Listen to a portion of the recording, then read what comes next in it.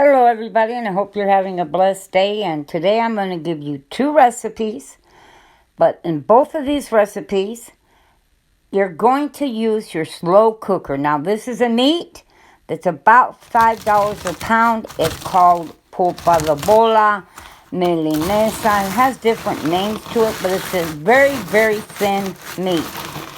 Now, you bread it with crackers, and of course, I'm going to crush my crackers up and everything in a Ziploc bag using my rolling pin. So get out your slow cookers because in both of these recipes, we are going to use the slow cooker, but in each recipe, we're going to use it in a different way.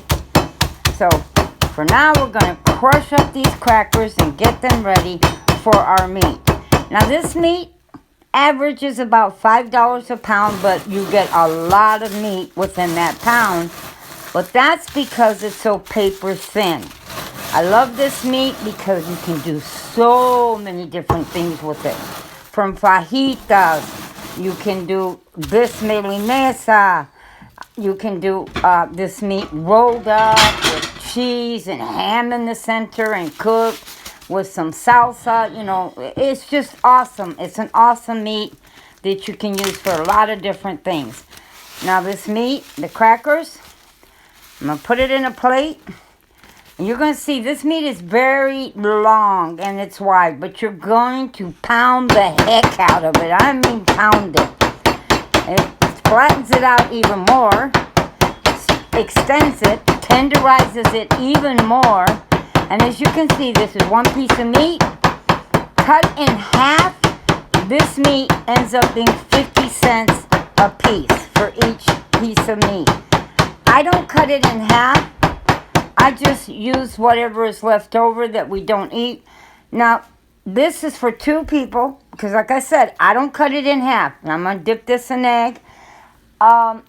If you had 4 people that you were wanting to feed, then you would cut this in half after you fry it, and you can make 4 dinners out of it in one day, and then you wouldn't have anything left over for the second dinner.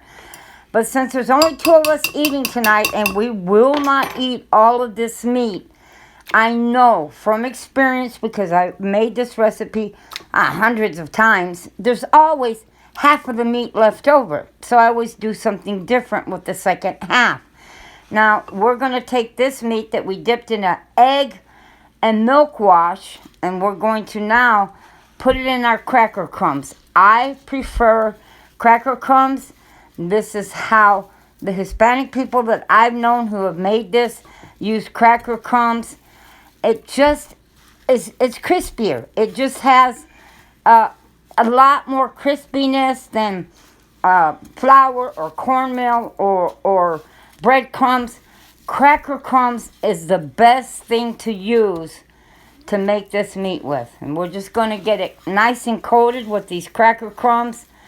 And we want both sides to be covered really well with the cracker crumbs.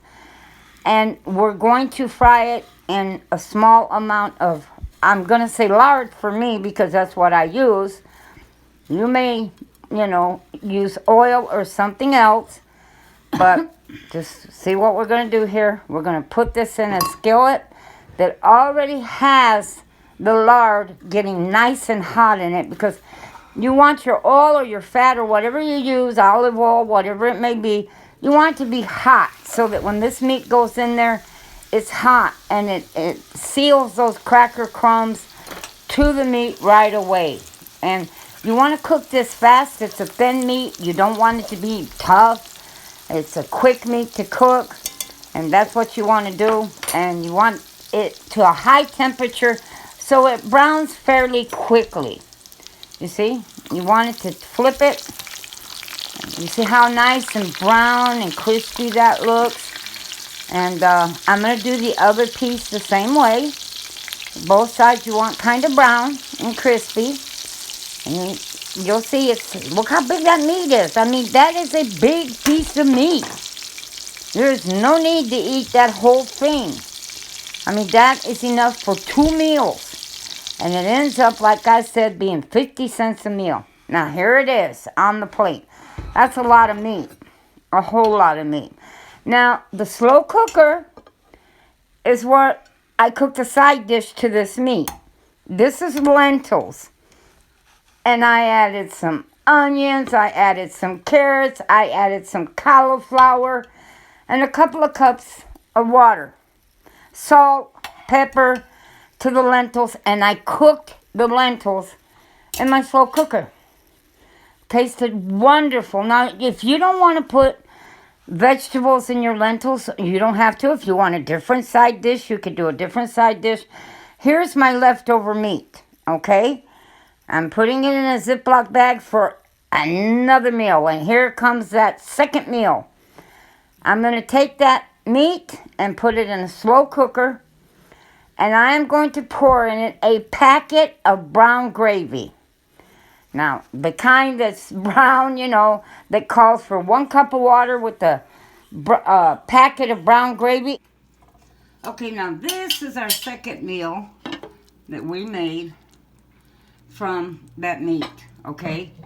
What was left over that I put in the refrigerator. Let's see if you can see this. It's kind of hard. The lighting in here isn't that good, but this is some of that leftover. Here's one piece. Whoa. And it is, whoa. Look at that gravy on that. Isn't that awesome? What I'm going to do here, I got my spoon here ready for the potatoes because I'm going to be honest. I don't like messing up a lot of dishes and having to clean a lot of dishes. So I have a tendency to serve from the same pots that I cooked in, which also helps to keep the food hotter too and warmer for a longer period of time. Now I'm going to scoop gravy from here to over here over these wonderful, delicious potatoes. Now one other thing we're going to serve on this. Give me a second here to get it going. Okay, now this is a dinner for 2, okay? Now, 1 piece of this meat is $1.